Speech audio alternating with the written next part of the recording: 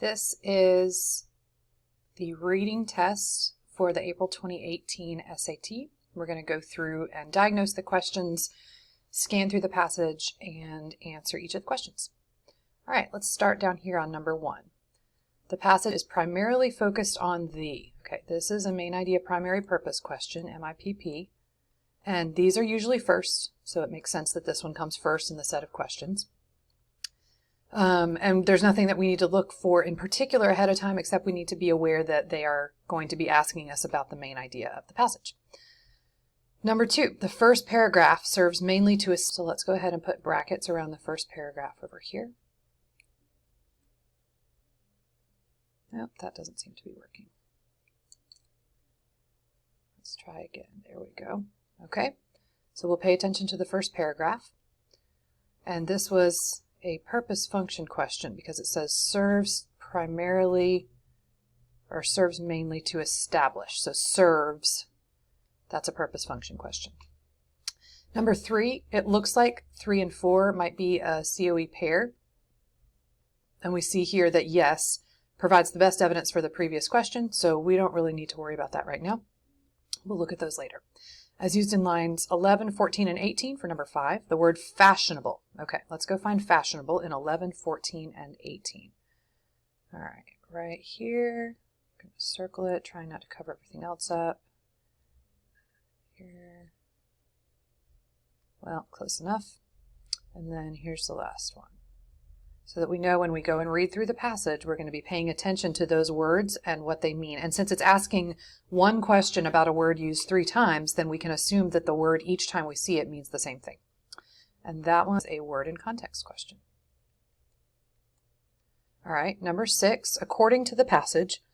So that looks like a C&C question. So immediately we want to go check and see if there's a COE follow-up, and there is not. So this is a standalone C&C question. According to the passage, one point of disagreement between Chartkov and his professor concerns whether. Okay, so somewhere in between line 18, and then we know the next one is asking about line 50. So somewhere between 18 and 50, there's going to be a statement where there is disagreement between Chartkov and his professor. So we've got to find where they talk about that in straightforward, explicit terms. All right, number 7, as used in line, this nearly means, so that's a word in context question. And we'll go circle want in line 50. There it is. Number 8, looks like 8 and 9 are a COE pair. Yes, best evidence for the previous question. So we will just hook those together and not worry about them for now. And then number 10. The last paragraph primarily serves to. So we've got another purpose function question about a paragraph. And this paragraph is partly on the previous page. And so we'll put a starting bracket there and then go back down here and finish the bracket. So we'll pay attention to the theme of that last paragraph. All right, we're not going to read through the whole passage, but we'll pay attention to the things that we've marked. You may be reading through the whole passage. It depends on what strategy you've decided on. This is not to say you shouldn't read through the whole passage, but for the purposes of this situation, we're not going to read every word. For the first paragraph, though, we are going to read that because we have a question about the theme of it and its purpose. Young Chartkov was an artist of talent which promised great things. His work gave evidence of observation, thought, and a strong inclination to approach nearer to nature. Okay, so it tells us about Chartkov. He has talent and promise, and then it tells us about his art. All right, let's look at fashionable here. So because it's several times throughout this paragraph, I'm going to read about a chunk of it. This is a conversation with his professor. It's things that his professor is telling him. See to it that you do not become a fashionable artist. Okay, so we know that his professor does not want Chartkov to become fashionable, which might make us think that his professor doesn't like fashionable artists. At present, your coloring begins to assert itself too loudly. So that means it's too bright, too bold. And your drawing is at times quite weak. So his coloring isn't good according to the professor's standards, and his drawing is weak. You were already striving after the fashionable style. Again, fashionable communicated in an unpleasant way, according to the professor, because it strikes the eye at once. And that would go with the coloring asserting itself too loudly. Have a care. Be careful. Society already begins to have its attraction for you. I have seen you with a shiny hat, a foppish neckerchief. It is seductive to paint fashionable little pictures and portraits for money. So when he says fashionable little pictures, he's not being very nice about those kinds of pictures. So saying little kind of demeans it. So again, fashionable, not positive. But talent is ruined, not developed, by that means. Be patient. Think out every piece of work. Discard your foppishness, sort of over interest in fashion. Let others amass money. Your own will not fail you. Okay, so now we understand at least some basic idea of what fashionable might mean here. So now we're paying attention to, as if we were reading this all the way through, we'd be looking for a place where the professor and Charkov have a disagreement. And right here, we see it.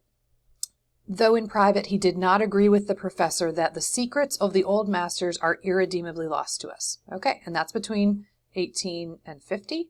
And what is it that he did not agree with the professor? That the secrets of the old masters are irredeemably lost to us. So it's really just that section right there. All right, now we don't have to worry about that anymore. Look down at want. Now the sentence starts with a transition word, but. So because of that, we need to look at the previous sentence. This did not occur to him when fully occupied with his own work, for then he forgot food and drink and all the world.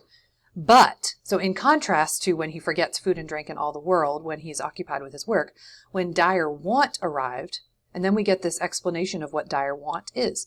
When he had no money, wherewith to buy, or with which to buy, brushes and colors, when his implacable landlord came 10 times a day to demand the rent for his rooms, then did the luck of the wealthy artist recur to his hungry imagination. Then did the thoughts which so often traverse his Russian minds to give up altogether and go downhill, utterly to the bad, traverse his. So when he was in dire want, which then we hear he had no money to buy all these things and his landlord wants his rent, that's when he starts having bad thoughts. So we think dire want must mean that he doesn't have money. And then we need to look at the basic theme of this last paragraph. Yes, it is all very well to be patient, he exclaimed. So this is Charkov talking, and I think he's talking back to his professor here. He exclaimed with vexation, so he's not happy. But there is an end to patience at last. Be patient, but what money have I to buy dinner with tomorrow? So let's just skip down a little bit. He's complaining about a bunch of different things, but it keeps being money versus how should I be spending my work? Why do I worry and toil at the very end of the paragraph, like a learner over the alphabet, when I might shine as brightly as the rest and have money too, like them? So this is his response to that paragraph up here, passage here. So let's start looking at the passage is primarily focused on, number 1, the influence of a professor on one of his students. This passage starts and ends with Charkov, so we're not going to say that the main topic is the professor. I think the main topic is Charkov. Struggles of a young artist conflicted about his values. Okay, well it is about Charkov and he's a young artist, so let's hold on to that one for a minute. Descent of a character into hopelessness and madness. We could go with hopelessness, but I think madness is taking it a little bit too far. Doesn't really give any evidence that he's mad. Personal life of a young painter in relation to his art. It really doesn't talk about his personal life very much, except for what he wants to spend his money on. It really mostly talks about this conflict that he has about what kind of art he should have. So we'll go with B. Struggles of a young artist conflicted about his values. All right, the first paragraph mainly serves to establish, and that was just this short paragraph that talked about his talent and his work. The ironic outlook of the narrator, no. It's not talking about the narrator's outlook, and the narrator really wasn't ironic.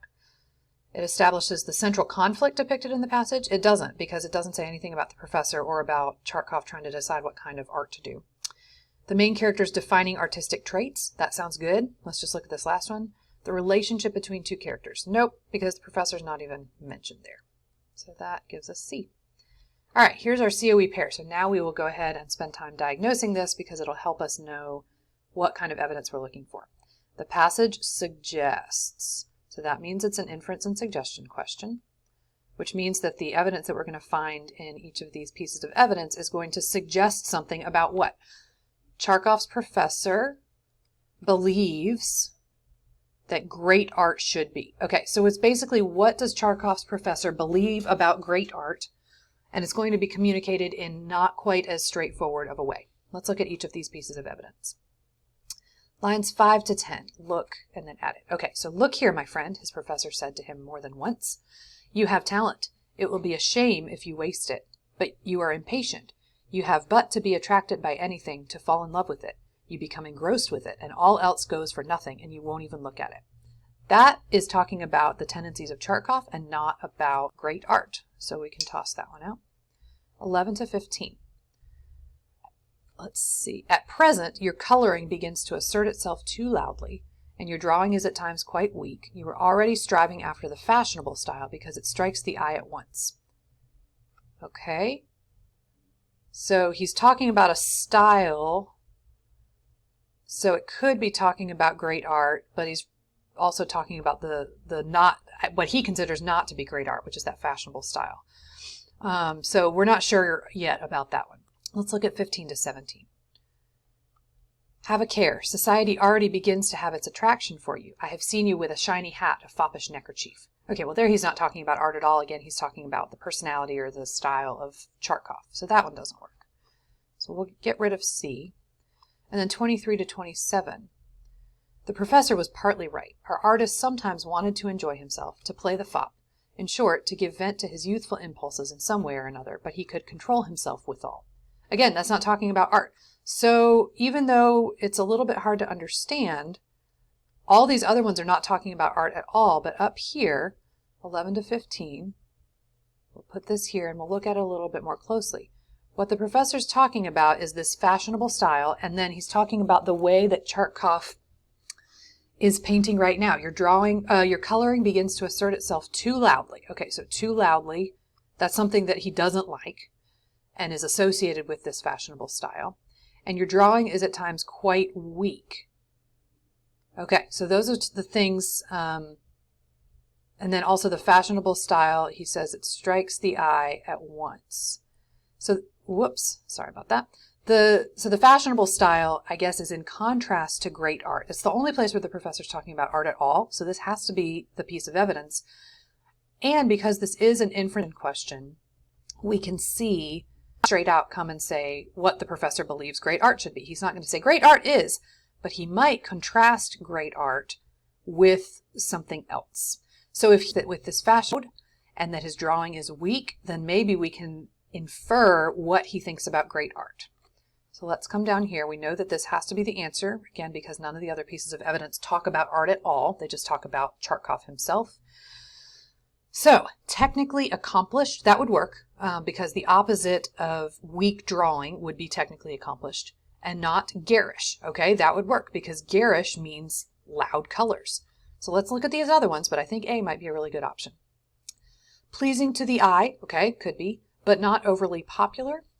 When he's talking up here, he doesn't say anything about the things that he's saying that are negative are the colors are too loud and the drawing is quite weak and the fashionable style strikes the eye at once.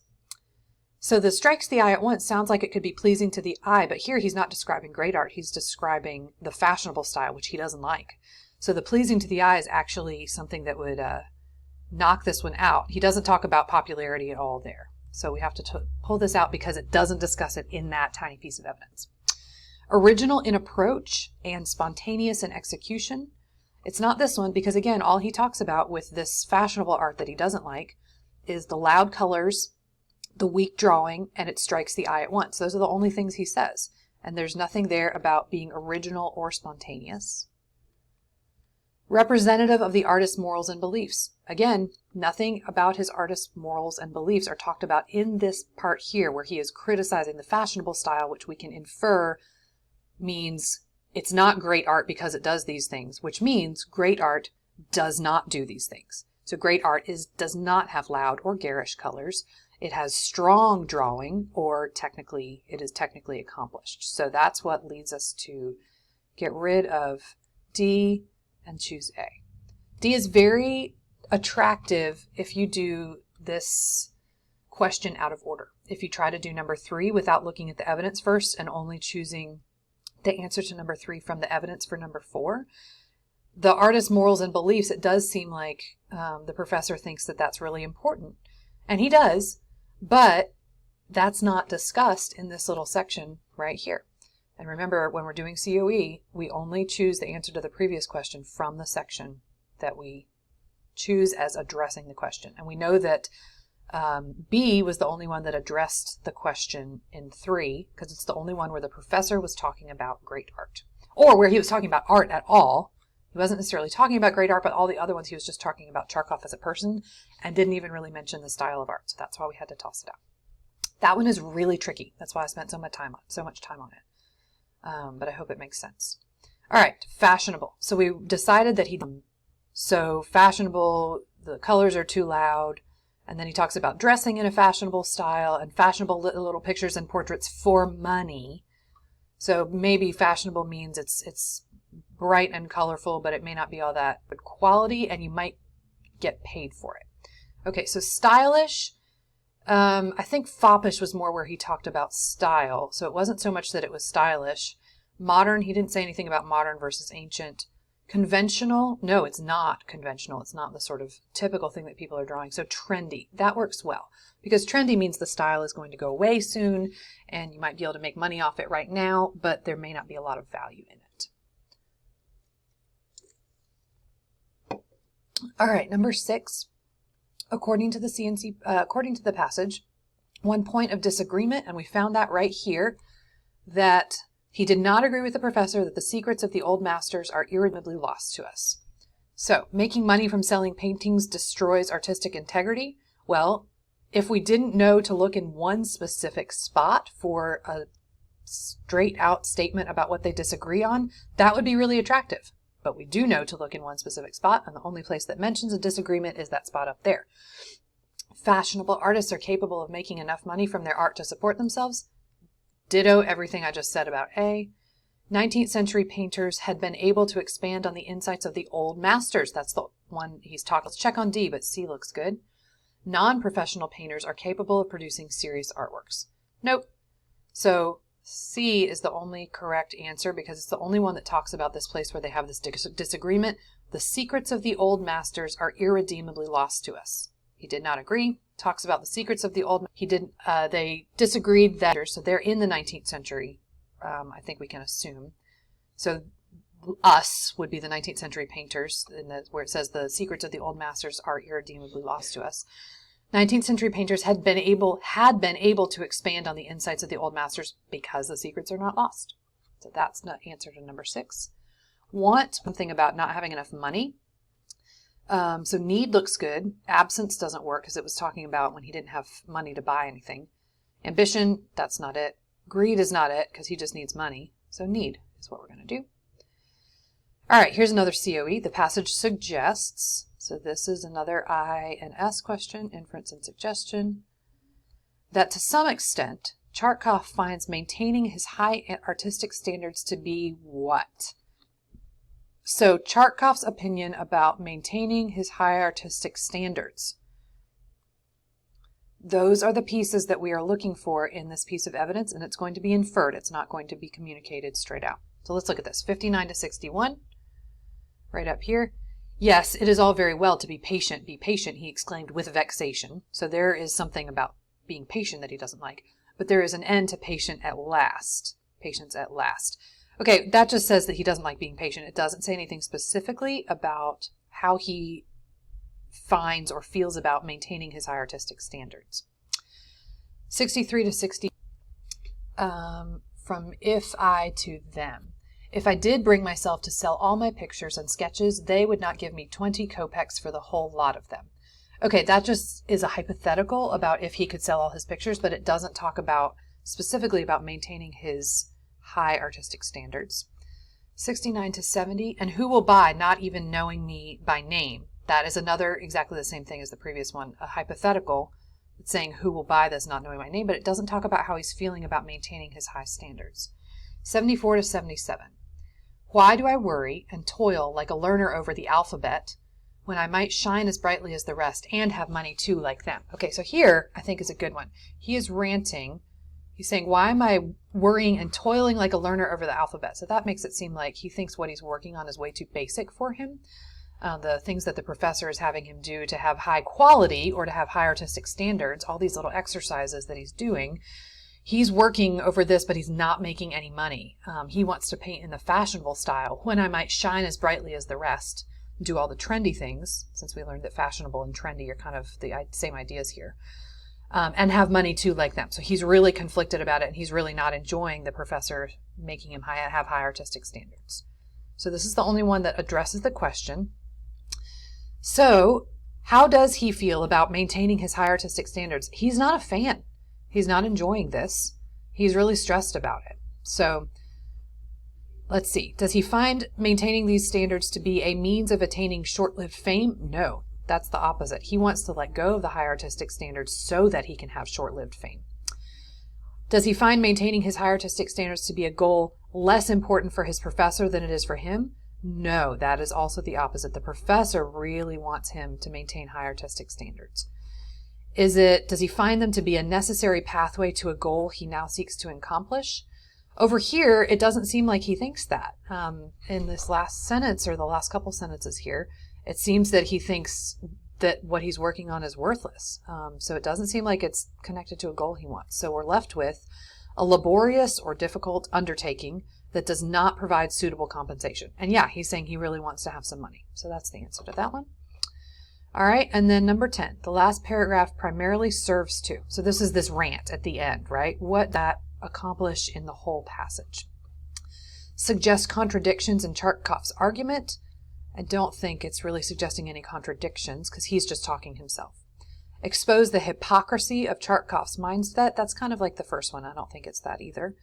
Catalog Charkov's frustrations with his situation. That sounds good. Examine the subject matter of Charkov's paintings. No, it doesn't tell us. It tells us some of the things that a few of the pieces that he's working on, or my unfinished love of a psyche, or the interior of my room, or the portrait of Nikita.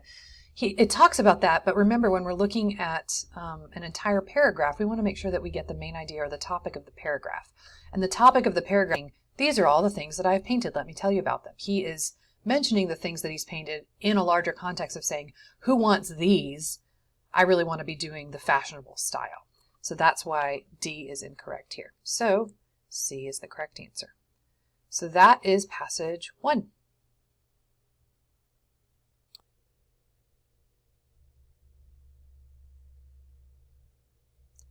So now we're going to start with passage 2. And again, we'll do the same thing. Where we scroll down, we can see that this is a graphics passage. So if you had to do a jet chord, this would be a good one to do a jet chord on. So the last, it looks like 3 are about the graph. So let's go ahead and diagnose these questions, look through the passage briefly like we did before, and then answer the first 7 or so questions. Then we'll look at the graph and answer the graph questions. All right, the first question here is a word and context question. As used in line 7, curiosity most nearly means. Go up over here. Okay, here's curiosity. All right, number 12 and number 13 are a COE pair. So when they're on different pages, it's to pay attention. If you see a question, which statement about false memories can reasonably be inferred? So if you see a question, and we just found out that this is INS, but you don't always have to diagnose these if you know it's a COE pair until you're actually going to answer them. But if you see an INS or a CNC question, and it's at the bottom of a page, you need to make sure to check and see if the previous question, or if the next question is a COE, because you have to consider them as a pair. All right, 14, it's a WIC question, exact in line 28. So here we go.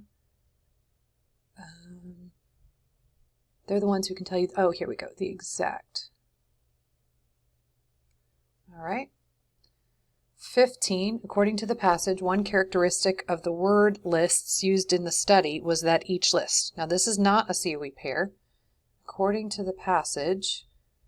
So this is a standalone CNC question. So they're asking a characteristic of the word lists that were used in the study, and we'll understand this in a second, was that each list did something. Okay, so we're looking for characteristics of the word lists, plural, used in the study. And it's going to be somewhere after 28, most likely. All right, and then this is a COE pair too, so we don't need to consider those. So really all we're looking for is the WIC questions in 28, and then we're looking for a characteristic of the word lists used in the study. All right. So let's look at curiosity here. False memories can sometimes be a mere curiosity. So mere means only, and then we've got this contrast. But other times they have real implications. Okay, so sometimes they're only a curiosity, but other times they have real implications. So curiosity is in contrast to real implications. So let's keep that in mind. Real implications would be something serious would happen as a result.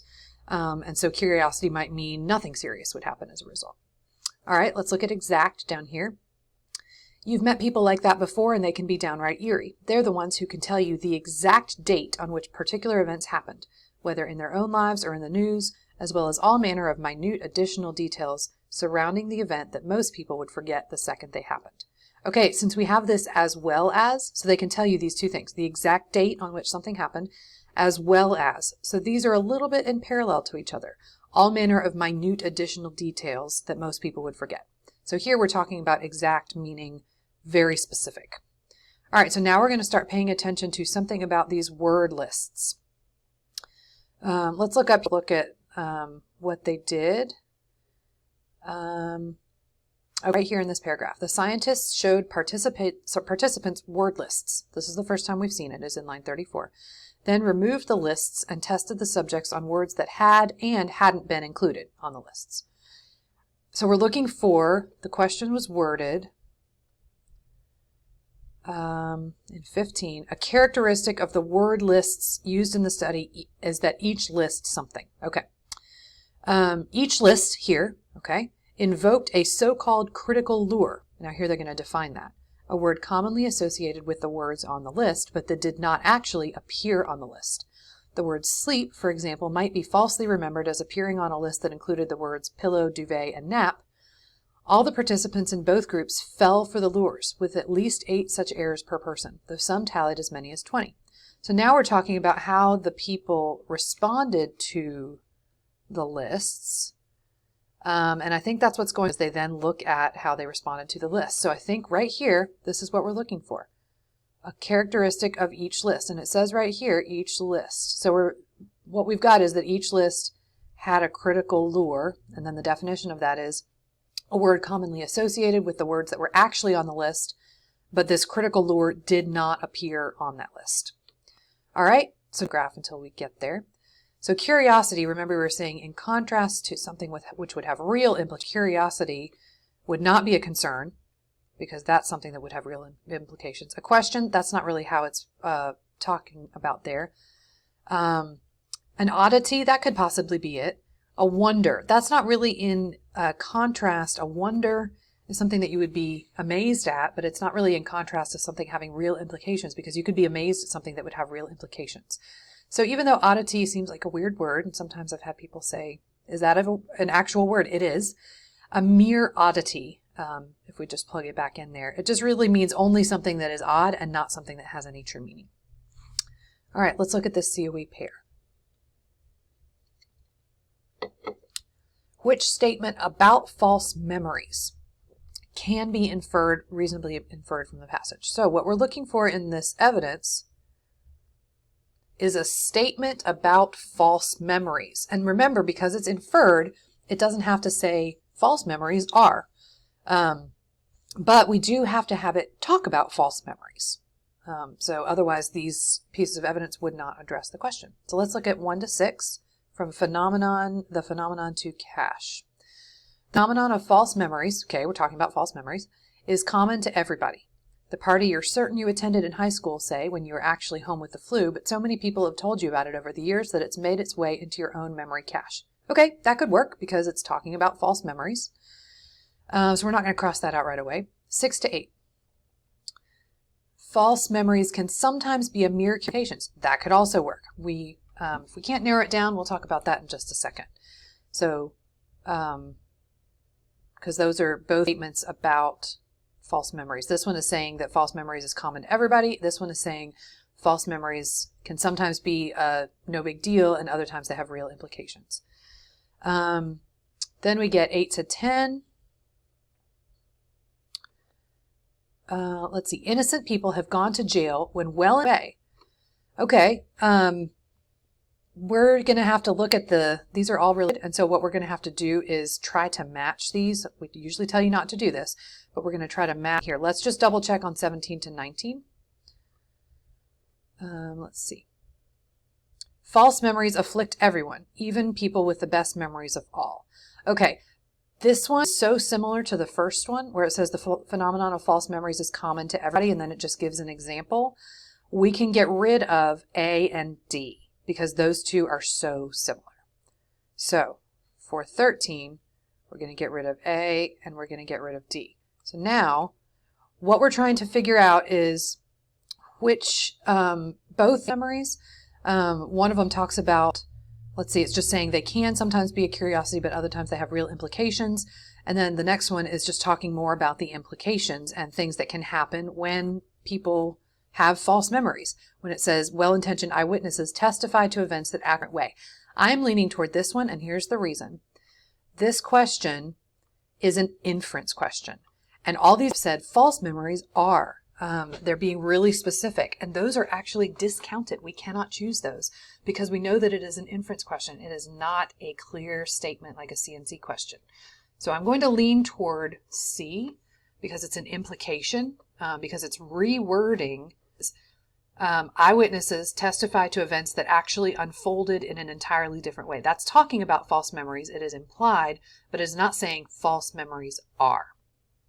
So I think that's going to be the answer, but we're going to wait and see if there is one of these in number 12, which lines up better with B or C.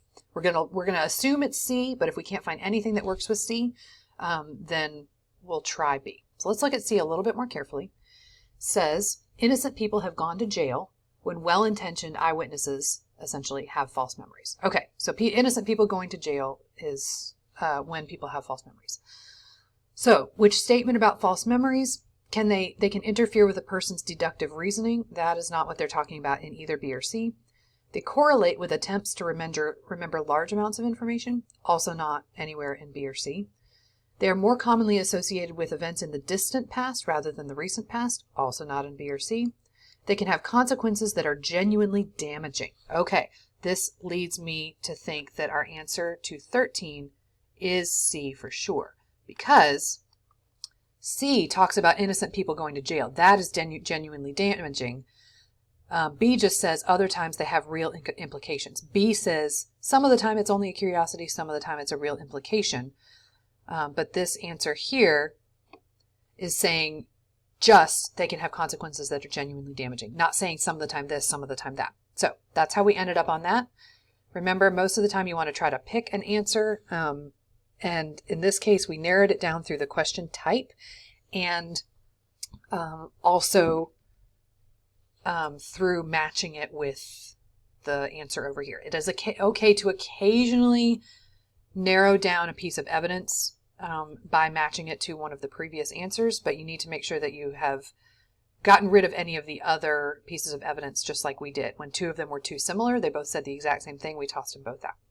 And again, A, B, and D were all stated in a CNC way, not in an INS way. All right, exact in 28. You've met people like that before. They're the ones who can tell you the exact date on which particular events occurred, and then we jump down to as well as all manner of minute additional details. So we're looking for something like specific and precise. That looks good. Let's just look rigorous. No, we're not talking about how strong or heavy it is. Honest, that's not what we're talking about. Distinct, we're not talking about something distinct or blurry. We're talking about a specific, precise time. All right, according to the passage, a characteristic of those lists, we said each list contained a critical, that's right up here, appeared in conjunction with related visual images. I don't think it said anything about that. Consisted of words intended to evoke emotional reactions. It didn't say anything about emotional reactions. Included words related to a central theme or topic. That could work. Made use of relatively straightforward words.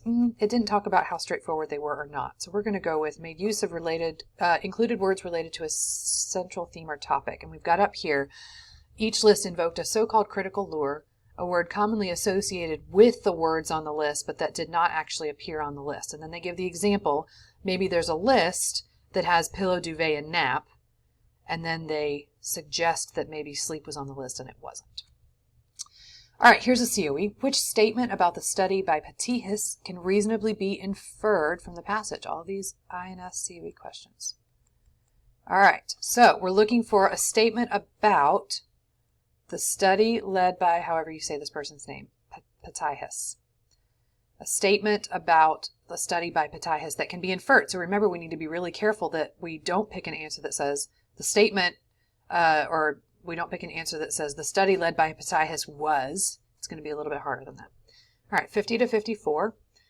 What I love about the study is how it communicates something that memory distortion researchers have suspected for some time, that perhaps no one is immune to memory distortion. Okay, and this is talking about the correct study. If we go up here, yeah, and it's Patihis talking about his own study. Okay, so that seems like it could work because he's saying, I love that it communicates something that we've suspected, and they've suspected that no one is immune to memory distortion. 55 to 56. What the study doesn't do, Patihis admits, is explain why HSAM people exist at all. That could work if we're asking what's inferred about the passage. But it says it's just what the study doesn't do. I'm not sure that's going to be as helpful. So we'll just tentatively cross this out. 56 to 60, something about the study led by Patihis. Their prodigious, so the prodigious recall of HSAM people, their prodigious recall is a matter of scientific fact, and one of the goals of the new work was to see if an innate resistance to manufactured memories might be one of the reasons. Okay, so it could say that the study, one of the goals of the study was to see if there was an innate resistance to manufactured memories. But then it says, but on that score, the researchers came up empty. But it would still talk about the goal of the study. So we're going to keep A and C for now. D, 62 to 65. It rules something out, Patihis said. HSAM individuals probably reconstruct memories in the same way that ordinary people do. So the study rules something out. But that is a statement about the study. That is too straightforward. So we're going to get rid of that one as well because it is stated in a way that sounds like a C and C question, and this up here says inferred from the passage. So let's look again at 50 to 54. What I love about the study is how it communicates something that memory distortion researchers have suspected for some time, and then what the study doesn't do is explain why these people exist at all. I think the thing that gives us more information is going to be A. And so we're not going to...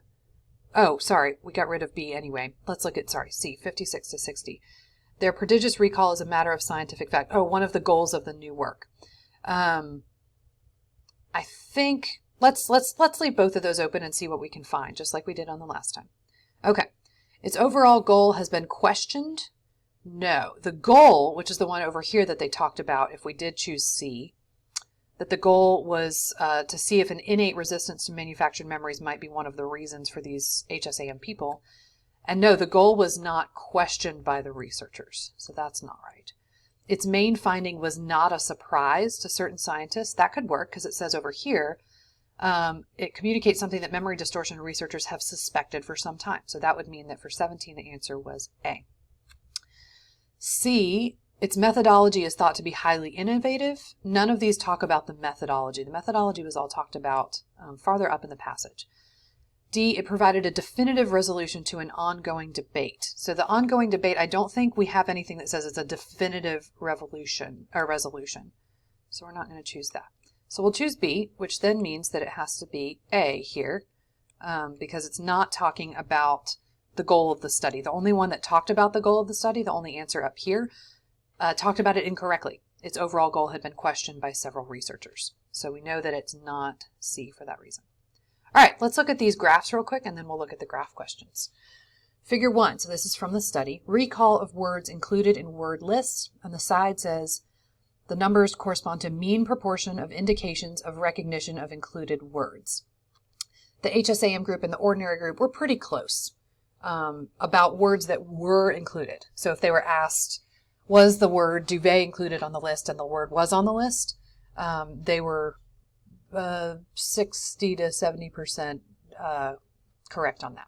Figure 2, recall of critical lures. So this is people remembering words that were not on the list incorrectly. They were thinking that the word sleep was on that list with pillow, duvet, and nap, but they thought incorrectly. Yeah, mean proportion of indications of recognition of words not included. All right, so let's answer those graph questions. What claim about the participants' recall of included words is supported by figure 1? So this is a graphics and evidence question. All of these are. And this one does not require you to go back and look at the passage at all, because all it says basically is what claim is supported by figure 1. So we just have to match them up.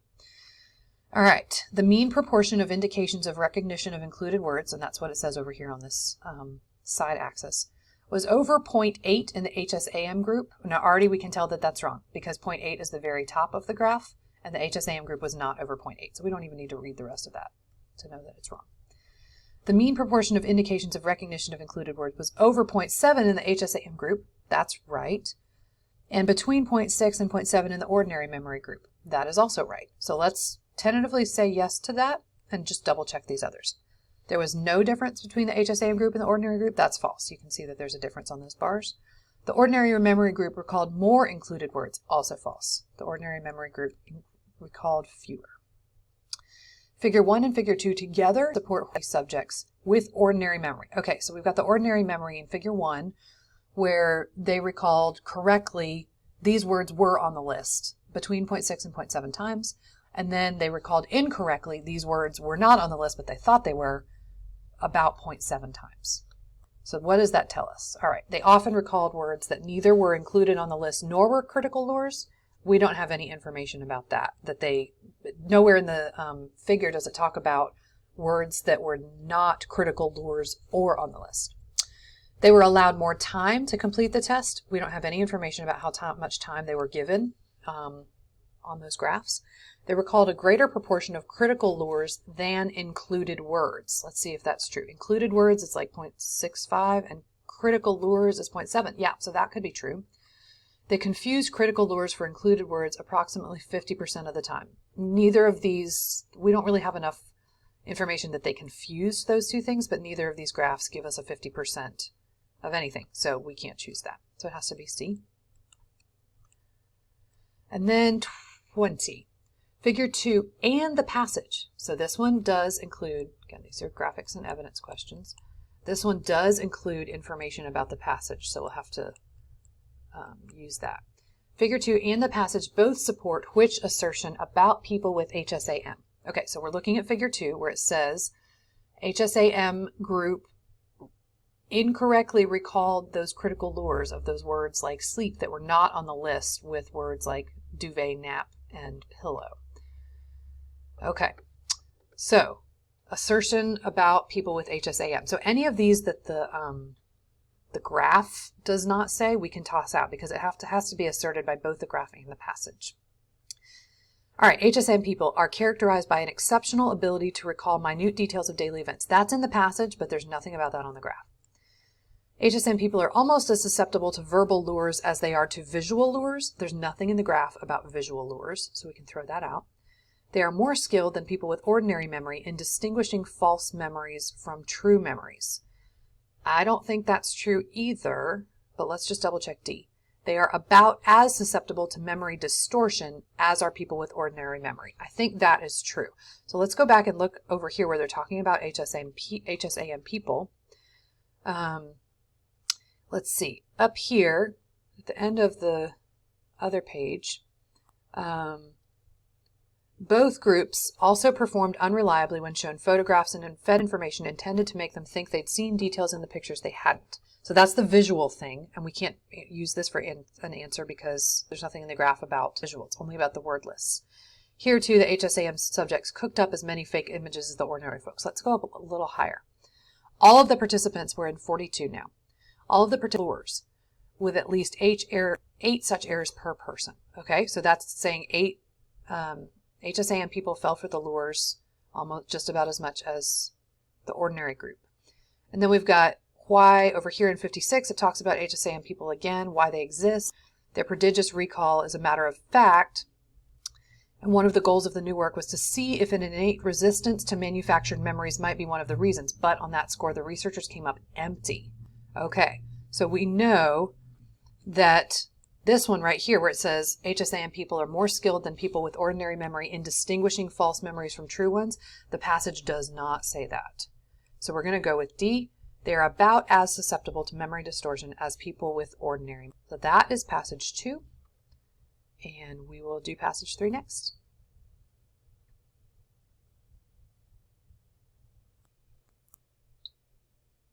All right, we're going to be doing third passage. So this one is a natural science passage. It's the third one, and usually number 3 and number 5 are natural science, and it does not have a graph. All right. So let's look at each of the questions here. The main purpose of the passage is to, okay, so this is another main idea, primary purpose question. So that's why we call it MIPP. We're still going to ask what the topic is and the so what to get the answer to this passage. So we know we're going to be asked that question, but there's not a specific thing we're looking for. All right, 22. The first paragraph of the passage introduces the subsequent discussion mainly by. Okay. This is a purpose function question. Let's see if I can get my pen up there. Okay. Well, let's try again. This is a purpose function question because it's asking how, it says the passage, the first paragraph introduces the subsequent discussion by. So it's really saying, how does the first paragraph of the passage introduce the subsequent discussion? So we're going to put a bracket around this first paragraph. All right. Number 23, the passage suggests, all right, this is an inference and suggestion question, and there is not a follow-up COE, so this is a standalone INS question. The passage suggests that in designing the experiment, Johnson relied on the fact that. So when Johnson was designing the experiment, he relied on something. And now this is probably going to be after the first passage. The next one is a COE. Okay, the third and fourth paragraphs. So it's probably going to be, well, since it's also talking about in designing the experiment, it's probably going to be close to the beginning, probably before line 50. Not sure if it'll necessarily 100% be before line 18, but it'll be where he's talking about designing the experiment. So we're going to be looking for that. Here's a COE pair. Whoops. So we know that those are going to connect. We don't need to worry about them right now. Here's another purpose function in 26. The third and fourth paragraphs primarily serve to. That's how we know it's purpose function. So it was 18 to 33. So that's the third paragraph. Whoops, going all the way down here. I'm sure you guys can make better looking brackets than mine. It's a little harder to do it digitally. Number 27. And it's looking for control in line 50. Okay, right there.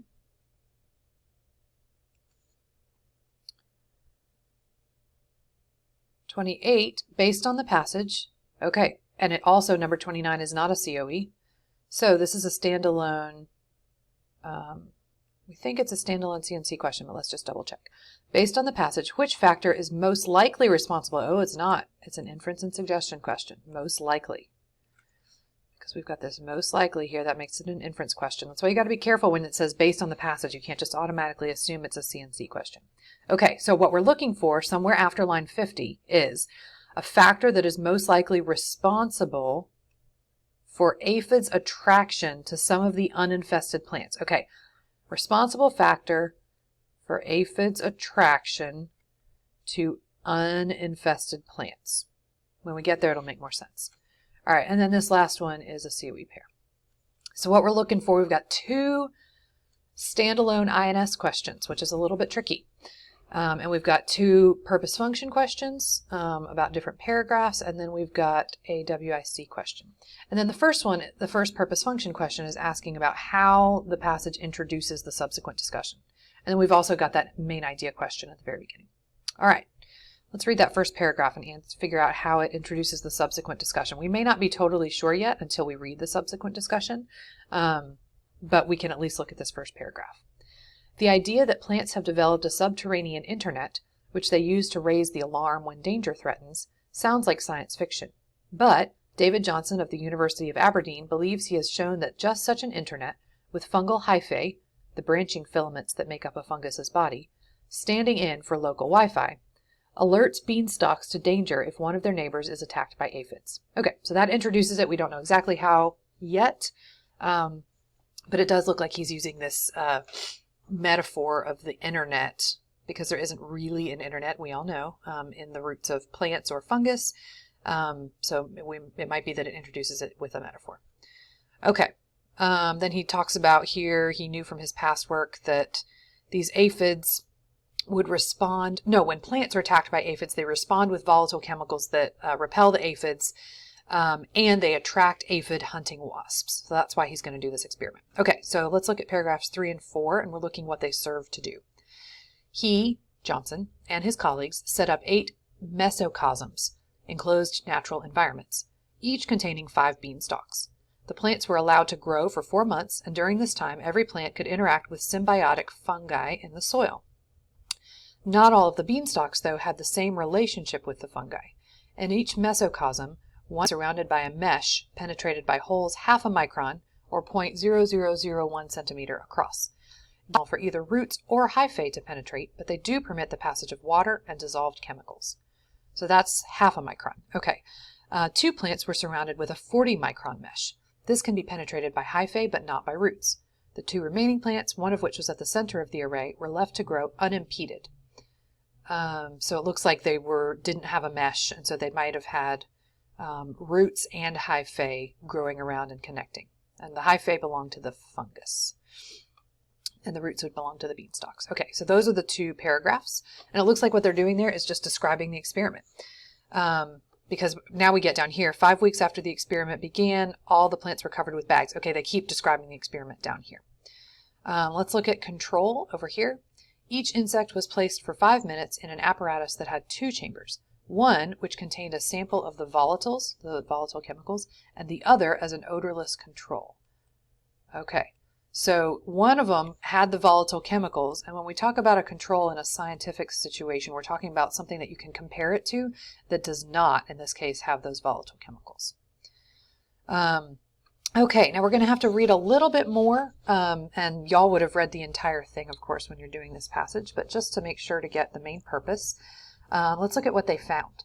They found that when the volatiles came from an infested plant, the wasps spent an average of 3.5 minutes in the chamber containing them and 1.5 in the other chamber, the chamber containing the volatiles. And the wasps are the ones that are attracted by those chemicals and that attack aphids.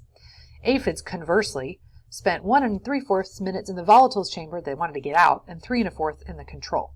In other words, the volatiles from an infested plant attract wasps and repel aphids. So they proved from that those chemicals that the plants release attract wasps, like they thought, and repel aphids. Okay, now, crucially, the team got the same result in the case of uninfested plants that had been in uninterrupted hyphal contact with the infested one, which means the fungi could connect, but had root contact blocked. So that means their roots weren't talking to each other, but the fungi hyphae were talking to each other. And they had the same results where they had they attracted wasps and repelled aphids. If both hyphae and roots had been blocked through the experiment, though, the volatiles from uninfested plants actually attracted aphids. They spent 3.5 minutes in the volatiles chamber, while the wasps were indifferent. The same pertained for the odor of uninfested plants whose hyphal connections had been allowed to develop and then severed by the rotation of the mesh. Okay, now we've got the conclusion. Broad beans, then, really do seem to be using their fungal symbionts as a communications network, warning their neighbors to take evasive action. Such a general response no doubt helps the plant first attacked by attracting yet more wasps to the area, and it helps the fungal messengers by preserving their leguminous hosts, leguminous being the beanstalk. So the main purpose, discuss a finding that addresses an ongoing problem, possibly. Describe an experiment whose results support a particular conclusion. That sounds good, because I don't know if it was the ongoing problem. I think they were more just wanting to know. So let's cross out A. Introduce a research methodology that revolutionizes a process. The main thing was that they discovered something, not that the methodology was that important. It was interesting, but it wasn't, the conclusion wasn't based on, oh, now we need to start doing things this way when we do research. Outline a scientific study that undermines a popular theory. No, it's not undermining a popular theory. So here we go. Describe an experiment. That works because we've got this whole description over here, whose results support a particular conclusion. And the conclusion is that these fungal hyphae, the plants communicate, or they communicate with the plants to let them know about dangers. All right. Purpose function. The first paragraph introduces the subsequent discussion mainly by, and remember it was using this internet. Communication is more widespread than is recognized. Emphasizing the complexity of plant and parasite interactions, possibly. Using an analogy, that's better, to show how communication among plants might occur. Providing no, it's not, it's not saying that it's unorthodox. Sorry about this scrolling around. Okay, yeah, it's providing an analogy with the internet and the Wi-Fi analogy, so that's the best one. Okay, the passage suggests that in designing the experiment, Johnson relied on the fact that, okay, so where did it talk about him designing the experiments? We've got this thing where it says he knew from his own past work that when broad bean plants are attacked by aphids, they respond with volatile chemicals that both irritate the parasites and attract aphid-hunting wasps. So that's where we found it. He did not know, though, whether the message could spread from plant to plant. So he was relying on the fact that these plants, when they're attacked by aphids, they respond with these chemicals that repel the aphids and attract the aphid-hunting wasps. And then he did the experiment to find out if they were sharing that information, the warnings about aphids, in between plants. Okay. So he is relying on the fact that what? Fungal hyphae warn beanstalks of danger? No, that's what he wants to find out. That's not what he's relying on. Wasps are harmful to the ongoing existence of broad bean plants? No, because the wasps hunt the aphids. The aphids are the ones that are harmful.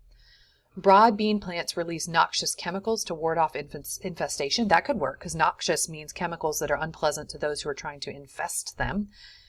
Aphids are able to withstand the aggressive maneuvers used by wasps. There's nothing about the kind of maneuvers wasps use. So that's the correct answer. All right, here's the COE. Based on the passage, what research question was the experiment mainly attempting to answer? Okay, so this is a C&C question, and that means what we're looking for in the COE is why did they do this experiment? What were they trying to find out? What question were they attempting to answer? So what we're looking for here is something like they did this experiment to discover, something like that. So 13 to 17.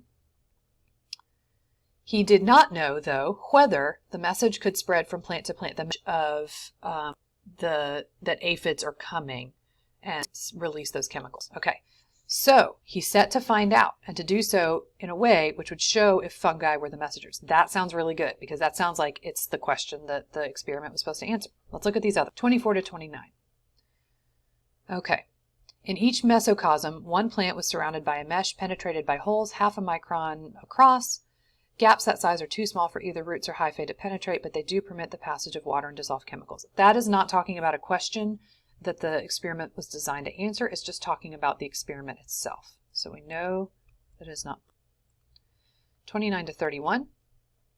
Two plants were surrounded with a 40 micron mesh. This can be penetrated by hyphae but not by roots. Same problem as in B. 34 to 38. 5 weeks after the experiment began, all the plants were covered by bags that allowed carbon dioxide, oxygen, and water vapor in and out, but stopped the passage of larger molecules of the sort a beanstalk might use for signaling. Again, same problem, just talking about the process. Didn't mean to select that there. So, know that the piece we're looking for is here, 13 to 17. It's saying he did not know, or he was trying to find out, whether the message of these aphids coming could spread from plant to plant. So he set to find out, and to do so in a way which would show if the fungi were the messengers. So he wants to know if the plants can spread the message, and they want to know if the fungi were the messengers. So what is the question that the experiment was attempting to answer?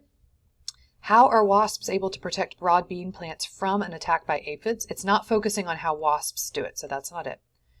Will broad bean plants grown in an artificial environment release volatile chemicals? No, he's wanting to know about communication. That's not the question.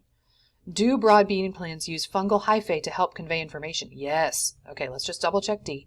Can broad bean plants communicate if their roots are restricted from growing? Nope. The main thing he wants to know in that section, because the restriction of the roots isn't talked about until the later sections where they describe the experiment. But in that first part where it says he wanted to find out, or he did not know, it's talking about whether they use the fungal hyphae to help convey information. All right, the third and fourth paragraphs, that's right here where he's just describing the experiment. They serve to evaluate the experiment's methods. Evaluate would mean the method was good or bad. That's not what it's doing here. Formulate the experiment's goal. Nope, that's what was going on a little bit above that in the passage. Document the experiment's findings. No, because it's not telling us what they discovered. That comes later. Explain the experiment's conditions. There we go. Okay, a control. That's where we were looking up here. It was one chamber had a sample of the volatile chemicals and the other was an odorless control. So that means it didn't have those smelly chemicals. So is a control a regulating force? No, that's not what we're talking about with a scientific control. Restrictive mechanism? No. Comparative element? That looks good. Supervising factor? No. There's nothing, we're not talking about something controlling something else. We're talking about a scientific control used to compare.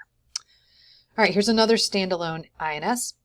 Based on the passage, which factor is most likely responsible for aphids' attraction to some of the uninfested plants? So what we want to go do is go look up here and talk about the aphids' attraction to uninfested plants. Okay, this paragraph up here, I don't want to look there. Now here, the uninfested plants, we've got, they had been in uninterrupted hyphal contact with the infested one, but had root contact blocked.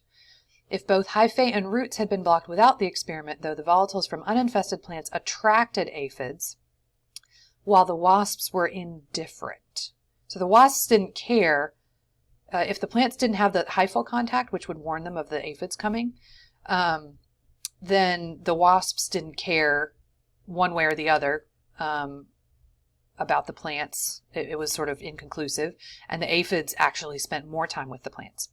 The same pertained for the odor of uninfested plants whose hyphal connections had been allowed to develop and then severed by the rotation of the mesh. Okay, so the uninfested plants, it looks like, let's see, this is where we're looking for the information. Let's go down and read these answers and see what we can come across. The plants are unable to receive distress signals from infested plants through the hyphal contact. Is that the reason for the aphids' attraction? Uninfested, then they receive a distress signal. We'll see. That may be the correct answer. The plants had emitted a chemical that repelled the wasps. No, it did not repel the wasps because it said the wasps were indifferent, which meant they didn't care. The plants had developed hyphal connections with the fungi. Nope. I think these are the ones over. Some of them had hyphal contact, but their root contact was blocked, and some of them had no hyphal contact. So it's kind of both. So we can't say definitively one or the other. The plant's root systems had become compromised by the aphids. I don't think we have anything up here about the root systems becoming compromised. Let's see. Where the root contact was blocked, and the aphids didn't have anything to do with it. And let's see. The only thing we really get is that the odor of the uninfested plant had been... Nope. Yeah, so we don't get anything there about the aphids doing something to the roots. So it's not that. So contrary to my first thought, I think actually it is A here. The plants were unable to receive distress signals from infested plants through hyphal contact because they did not have their hyphal contact there. Which choice best describes the nature of the relationship between the broad bean plants and fungi discussed in the passage? And this is a COE pair. Whoops. What describes the relationship between these plants? So we're looking for, this is a, let's see, C&C question. There we go. And we're looking for a piece of evidence that talks about the relationship between the broad bean plants and the fungi. 58 to 61. right here. Crucially, the team got the same result in the case of uninfested plants that had been in uninterrupted hyphal contact with the infested one, but had had root contact blocked. It says they got the same result, but it doesn't talk about the relationship. So we'll get rid of A, 61 to 4. If both hyphae and roots had been blocked throughout the experiment, though, the volatiles from uninfested plants actually attracted aphids. They spent 3.5 minutes in the volatiles chamber, while the wasps were indifferent. Okay, that's not it either, because it's just talking about what happens when they're not allowed to communicate with the hyphae and the roots. It also helps go back over here, the uninfested plants that attracted aphids, just to go back to this. Yes, they were unable to receive distress signals to send out those chemicals that repel aphids and attract wasps. So the ones that had the aphids attraction, those uninfested plants that did have the aphids attraction, was because they were not able to receive the distress signals from the hyphae because they were blocked. Okay, back to this one. But we did decide that it was not 61 to 64. 65 to 69. The same pertained for the odor of uninfested plants whose hyphal connections had been allowed to develop and then severed. Nope, that's not giving us a conclusion about the relationship, so it's got to be 72 to 76. Such a general response, no doubt, helps the plant first attacked by attracting yet more wasps to the area, and helps the fungal messengers by preserving their leguminous hosts, preserving the beanstalk plants that they're growing on. Okay, that describes the relationship. Great. And it's basically saying it's mutually beneficial. So, oh look, hey, there's an answer that says mutually beneficial. Let's look at that and then see if the other ones are wrong. The relationship is mutually beneficial since both organisms profit. Most likely that's going to be it. Somewhat unbalanced since one organism appears to benefit more than the other. Nope, that's not what we see. Highly parasitic since one organism benefits while the other experiences harm. And again, we're talking about the hyphae and, the fungi and the beanstalks. We're not talking about the aphids or the wasps here. Necessarily codependent since neither organism can produce chemicals independently of the other. It never says that, and it doesn't say that in that piece of evidence. So, mutually beneficial. All right, that is the end of passage 3.